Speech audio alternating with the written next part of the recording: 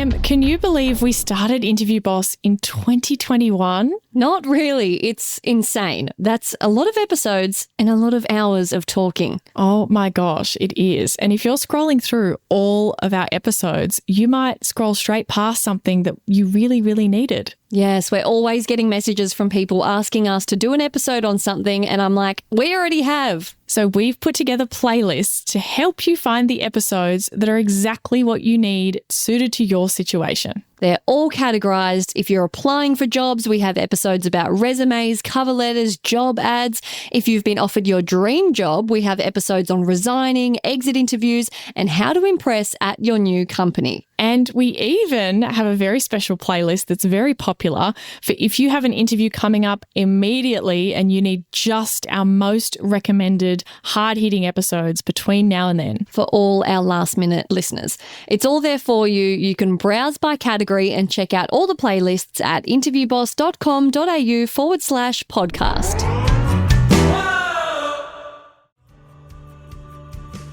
And if they truly are just flat out not asking questions, interview your damn self.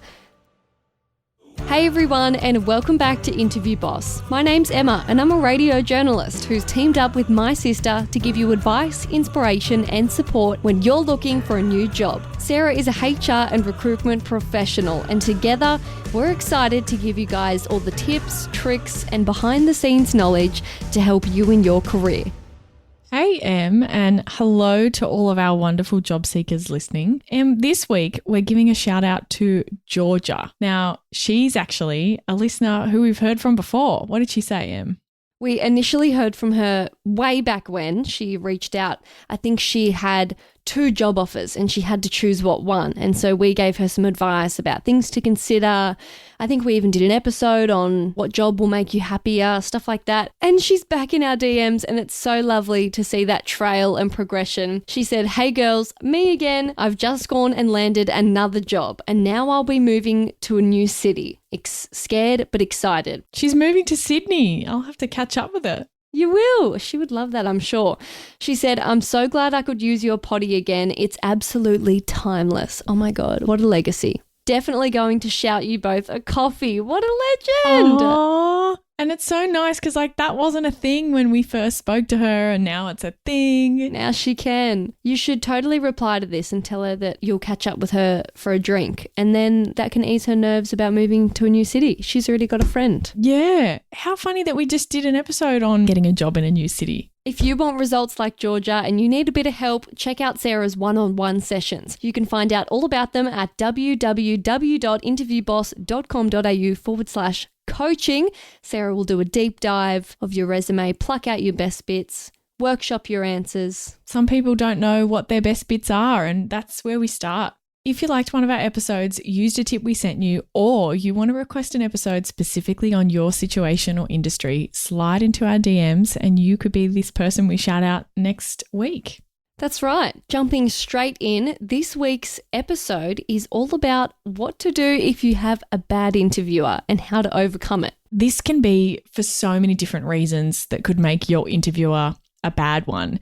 They could have a bad day, a bad week. They could be kind of in a bad mood or something like that. They don't know how to interview very well. So many reasons for it, but they could talk nonstop and never ask you any questions and then think, oh, you never met the criteria because you didn't tell me anything about you, but they talked the whole time. Yes, I have had an interview like that. One of my first interviews for a traineeship out of school. I left so confused. Everyone's like, how did it go? Like, was it hard? I'm like, he didn't ask me a single thing. He just talked. There was no room to talk about yourself unless you sort of interrupted him and said, well, it was horrible. Yes. And then if they're doing that to multiple people, how on earth are they going to choose someone? And it might be just the person that did manage to turn the conversation around or how they built rapport or something like that. They could ask you questions that are the wrong questions that aren't really relevant to the job or a bit silly or, very trivial and not about the important things of the job. They could not be prepared and they haven't thought of anything to ask you. They haven't read your background, haven't printed off your CV. They could be distracted, having a bad day. They could be rude. A lot of different things could happen. I think the most common that I've seen is that they don't have any questions prepared to ask you, and so they haven't thought that through at all. So then their questions can come out like a yes or no question, or they come out really weird and long-winded, like they're thinking on the way out and they're impossible to answer because they don't even really know what they're trying to ask you. All those different things can happen, and I'm sure people are nodding along listening to this thinking, oh my God, that's happened to me. So we're going to talk about what to do about it and some different strategies based on what might be going on and how to make sure that you still have a good chance or have a good interview even if they're not doing their job properly. That's right. We're all about empowering. You can't control when something like this happens, but you can control how you react to it. So here we go. Firstly, this is nice. Remember that everyone else has the same conditions and circumstances. If they're interviewing 4 more people that day and that lady's in a foul mood, well, guess what? They all get the foul mood lady as well. Or if they're a chatterbox and they don't ask questions, well, then everyone's getting that chatterbox who doesn't ask questions. That's really true. Yeah, it's kind of nice to know that that's the interviewer. However they are, other people are having that same experience. So you're not at an individual disadvantage. You just need to think about how can you give them what they need to make the decision, even though they haven't helped you at all. Yeah, and they're trying to hire. So make it easy if you can. Yeah. Again, you shouldn't have to. Like, you absolutely shouldn't have to. And there's a little note that we've got later on about,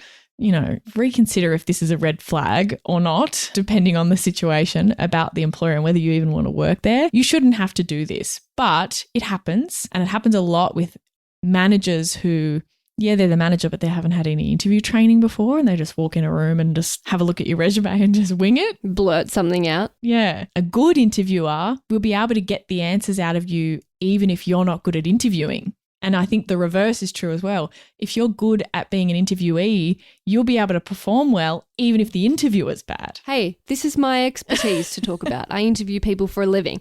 And yes, exactly what she said. When I interview someone, I know what I want them to say.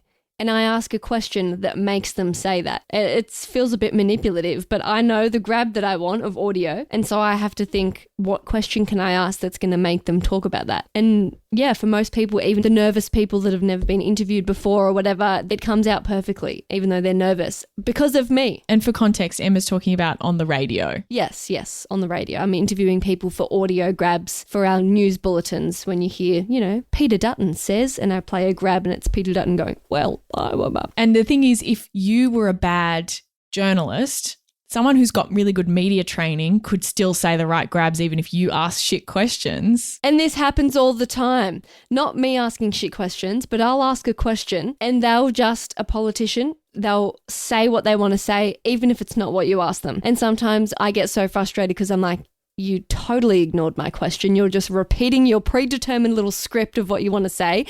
Actually answer the question. Yep, I do that all the time. But there's things to learn from that too because they have an agenda and they've gotten across what they wanted to get across. Yeah, totally. Yeah. There's also the other part of that too, Emma. I've done interviews where that was kind of the case in a job context too.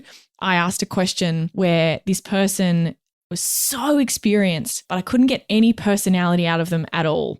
And this company and this particular job, we really wanted someone who the team could enjoy working with, not any particular background or anything like that, just someone that we could see their personality. And so I was asking him a few questions to try and get some personality, like what do you do outside of work? What's been your favorite job you've had? What's the best team you've worked in? I'm like, come on, I need some enthusiasm. Come on, yeah, shine through. And they kept thinking they would trick questions and giving me these like spiels about stuff that they've done. And I was like, oh, you're really frustrating me. I'm trying to get something out of you here. Work with me. Just say I like kicking back and I enjoy walks. Yeah, but they kept turning it into an opportunity to sell. So you don't want to go too far the other way. I feel like I just had a light bulb moment. We should do an episode on what's not a trick question because so many of it feels like a trick question in that pressure cooker. They're never they're just not, just don't think anything's a trick question. I know, but it feels like it sometimes. Like my friend one time came out recently of an interview for like an esteemed company that she really wanted the job for and they are really big on diversity. And so they asked her like, what would you bring diversity wise or whatever? And she panicked coming, like when she was chatting to me, she's like, oh, I feel like there was so many things, I don't know. She's like, I'm not that special. Like it was awkward. Like, I'm just a white female. So I didn't feel very good. And I was like, they're not trying to make you have some amazing politically correct. Like what she said was along the lines of like, oh, I'm committed to some waffle thing about I really value diversity, and in my little work that I've done, she gave an answer, but she just didn't feel that it was like punchy and hard hitting and that's why. And I was like, no, they're not looking for that. You're a human. It's a conversation. Yeah, that's what I told her. I was like, it's very rarely a trick question. And again, like if it is a trick question and they're trying to trap you, why are they doing that? Do you even want to work there? That's like a bit of a shitty thing to do. Okay, like there's two alternatives, right? Is it a trick question and people don't realize and they get trapped? Or is it not a trick question and people think it's a trick question and they ruin their answer because they're overthinking that it's a trick question? That happens more than the alternative, I would say. Yeah. Anyway, big side tangent. So back to terrible interviewers. Stay calm and positive. Nothing ever gets improved from freaking out, working yourself up. Take a breath. And I liked this. I was reading some stuff that, what else is out there that people are suggesting, and you want to keep your options open because like even if this is a weird interview and you're getting bad vibes or something like that, you still want to see, okay, I'm here now. I may as well try and do this interview as well as I can. And then so that I can think about whether I want this job later, like you don't want to go, oh, this is going to be terrible. This guy's really awful or whatever's going on. Try and overcome it, stick it out, and you can make up. Hey job hunters, big news. Our all new course, Interview Academy, is live and ready to transform your interview game. It's all the strategies from Sarah's one-on-one coaching, but without the limited time slots. Yep, it takes you step by step through crafting your career story, coming up with your awesome best bits, and all the practice you need. And guess what? It's at a special launch price, never to be seen again. Get more information at interviewboss.com.au/interview-academy. It's linked in the show notes below. You mind later as if you want to pull out of the process or something. And your tell me about yourself is going to be really key if they aren't prepared.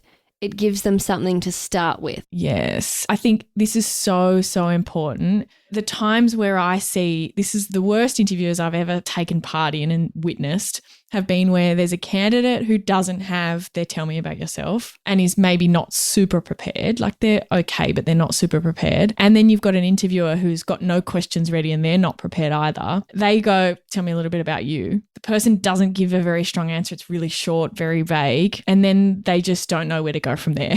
And the interviewer jumps in with something really weird and specific. The person gives a yes or no answer. And then they just don't get into any good experience. Compared to when they say, tell me about yourself, because it's the first thing that's popped into their mind, and you hit them with your perfectly, boom, tell me about yourself. And then they go, oh, tell me more about that amazing thing that you said, because you've got your story down pat. It's a segue. Trick them. Exactly. So this can be a good insurance policy. I think you're sometimes not going to know so early on if they're going to be a bad interviewer, but your tell me about yourself is a good insurance policy. Regardless, this is a lesson as to why it's so important. Yeah. And normally these kind of people will ask you that question because they don't know what else to ask. Also, go with the flow a bit. There may be a method to their madness. Like we just said, it's very rarely a trick. Just write it out. I don't know. And they might be asking you some strange questions. We did an episode about curly job questions and how to answer them. And I said there, it's like interviewers are bored. They're making things up. There's no methodology. They just decided, they read somewhere that asking people their favorite animal was a good way to find out personality or something. Just humor them. Don't try and overthink too much about what they're looking for or what the right answer is or something. There might be something that they think they're looking for or something. Just go along with it. If they want to do a heap of chatting up front and just talking about the weather or whatever, that might be how they like to interview. Go with it a little bit. Don't get stuck in rapport building. Bring it back to the job. Literally just on what I just said, if they want to chat about what you did on the weekend and what's been going on and what your friends are up to and just have a bit of a chat. Did you see this movie or something? That can be really great. Just make sure that that's not going on for too long. I think if it was, what do you do? I think this is where I would probably ask questions about the job, in that if it was really conversational and super casual, I would try and look for an opportunity to ask a question about the job. Oh, you mentioned you've got a family. What are your hours like to work in with your family? I don't know. You're looking for any connection. Oh, God, what a stretch. It is a bit of a stretch. But, how long did you say that you've been at the company again? It's like, okay, it's kind of personal, but you're kind of getting him back to the job. Oh, cool. So does this job report to you? Oh, okay. Can you tell me a bit more about what this job does? you want to get them maybe talking about what the job is a little bit. Then you can maybe insert, it's interesting you said that because I actually did that in my last job, blah, blah, blah. You can go into a bit more detail. Or you can even leave it vague and say, if you really think that they're pushing back on every part of an interview, it's really interesting you mentioned that you're working on implementing a new filing system at the moment. I actually did that a couple of jobs ago and we brought in XYZ system. I'd be happy to give you a bit more detail if you're interested and let them kind of follow up. They might be go, yeah, actually, tell me about that. And if they truly are just flat out not asking questions, interview your damn self. Kind of what Sarah just said, work examples into the conversation. One time I did this and you're flexing without even having really been asked to. It's like everything comes back to our teachings. It's like how we say you want to have your best bits that no matter what they ask, you've mentioned it. That applies for even if they aren't asking. You leave that interview having talked about them somehow. And I've seen people ask questions like this, and this has happened as recently as in the last few months. They'll have someone in front of them and they'll say, so this role, we're really looking for someone to have really great attention to detail. You've done that, right? Yep. Okay. Yep. That's the question. And the interviewee just kind of goes, yeah, and they nod. You've really missed an opportunity there. If that was me, I'd be going, yeah, actually, an example of that would be blah, blah, blah. They haven't asked you for it, but they kind of need it. They kind of need it to make their decision. Give it to them even though they haven't asked for it. If you get any kind of lead in, they haven't asked for an example, give your examples, talk about the stuff you want to talk about. And ask them to repeat or rephrase the question if they're just not really making sense or it's vague. That's totally okay to do. And I think we've said in another episode that sometimes it might even make them realize that it didn't make sense and change it slightly. I've done this before because they've mentioned something and I want to ask a follow-up question on it. So it's not something that I've planned to ask. And I've said, yeah, something you said before, I wanted to know a little bit more about blah, blah, blah. And then I've almost asked two questions together. I don't mean to do that. It's obviously not my intention at all. But because I'm thinking on the fly, I've accidentally meshed it into two. And I have had a few situations where people have said, sorry, do you mind repeating the question? And I've repeated it, but I've made it a better question. I've clarified what I'm actually trying to ask. Really, really helpful if your interviewer is not very good at asking very clear questions. Do you mind just repeating that question? Can get them to say it in a clearer way and then you know how to answer it. And at the end, if they don't ask you if you have any questions, ask them anyway. Just, sorry, I actually had a few questions if you wouldn't mind me asking. If you don't mind? Of course. Yes, exactly. Exactly. Just do it. Set your own structure. They're meant to do this for you, but if they don't, it's no excuse. No. Do not walk out of there without asking the questions that you wanted to ask. Yeah, and also just literally shoving examples in there. It's really interesting what you just said. Yeah, my project manager experience would be really relevant, I think. I'd be happy to go into more detail if you'd like. You're really just shoving it there and being like, eat this.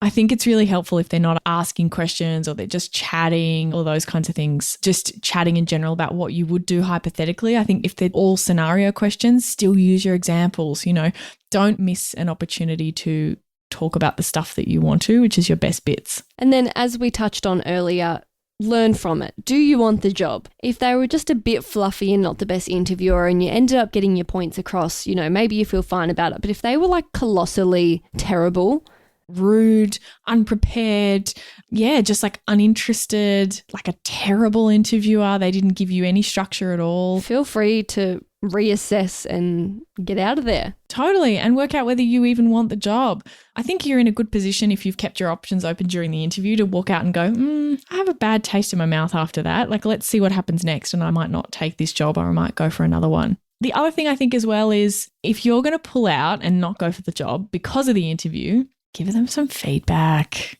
If you're feeling a little bit brave, just please, if I organised your interview, because sometimes the recruiter's not involved in the actual interview, it's the manager, but I've organised it. I really want to know if they're bad at interviews. It would be really helpful for you to be like, look, they didn't ask me a single question. It was a very strange interview and I felt like it was easy, but then I had no opportunity to demonstrate my background. Or even I've seen some examples where people had this kind of an interview, they didn't get asked any questions and then they didn't get the job. It's well, how did you decide that I wasn't the right person if you never asked me anything? Yeah, you had no information. Yeah. And so I think that's a really good opportunity as well to give feedback to. The company, I would guess, would want to know that their managers need interview training and they need some help. Totally. It's an investment because they're going to continually not be getting quality people hired because the quality people aren't getting a chance to sell themselves. Yes, exactly. So really, really strongly encourage you to flick off an email to do that if you feel comfortable. Boom. There you have it. There's how to get out of a sticky, tricky situation when you have a bad manager. Not manager, interviewer. A bad interviewer. I just love the idea that our wonderful little listeners out there are going to go into interviews with interviewers who aren't very good at what they do and they're going to dominate it anyway. And can you imagine the difference then? Everyone got this shitty interviewer. Our listeners overcame it and said everything they wanted to say and gave all this information. And the manager's like, wow, this person's really qualified. The others just kind of went along with the shitty interview. Imagine how you could stand out. Yeah, I can already visualize the DMs that we're getting and it's going to say, I had the worst interview ever, but it's okay because I listened and I snuck it in and we're going to be so proud. The thing is though, you're not going to know you need this until after it's too late. So make sure you listen up front just in case. Just in case, you never know. Thanks so much for listening to Interview Boss. If you like hearing the sound of our voices, hit that follow button in Apple or Spotify, or better yet, tell someone about the show. That's how we hit the charts and we can help even more people. For more advice, inspiration, and a supportive community, check us out on Instagram at InterviewBoss.